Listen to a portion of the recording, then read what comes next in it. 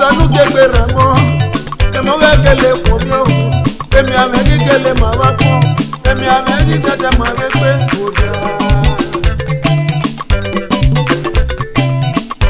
takwaligo kekele sama kona Ay amigo ijo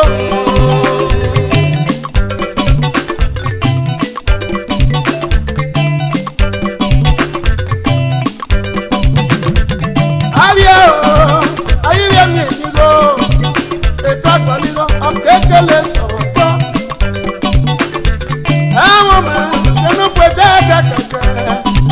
ọ̀yẹ́ ṣiṣẹ́ kan bá mi ní gbogbo ẹ̀dẹ́gbẹ́ iye yòókù ẹ̀dínwó ẹ̀dínkọ́nà náà yá ṣiṣẹ́ ẹ̀dẹ́mẹ́gbẹ́ ẹ̀rọ làjàmù pa ẹ̀dínkọ́nà náà yá ẹ̀dọ́dọ̀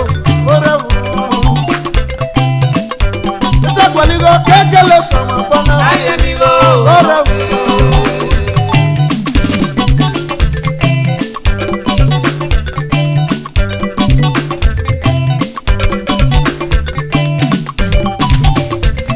emo bo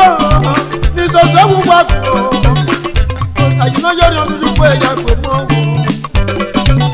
eni ro wa eni ri se o baba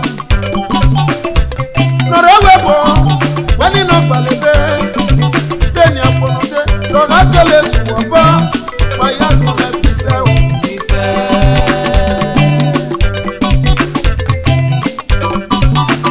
bueno madone ku peso gade ameni mo pie deni afonode lo rakele me maya ko le bise o bise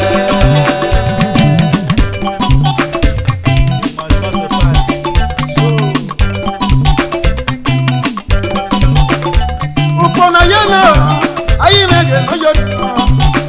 ahora mi llama me se no perra no betena no be mama se no tena vaya come sayo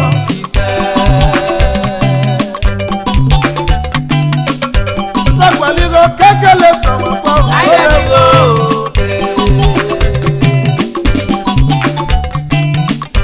la cualigo ke sama pa Ay amigo ijo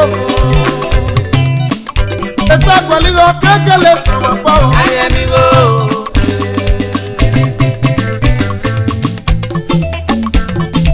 Llegó mi guameo Igalo bi wa no Llegó mi guameo ije ni gario ya no Llegó mi guameo me ma o ni mekele su sere na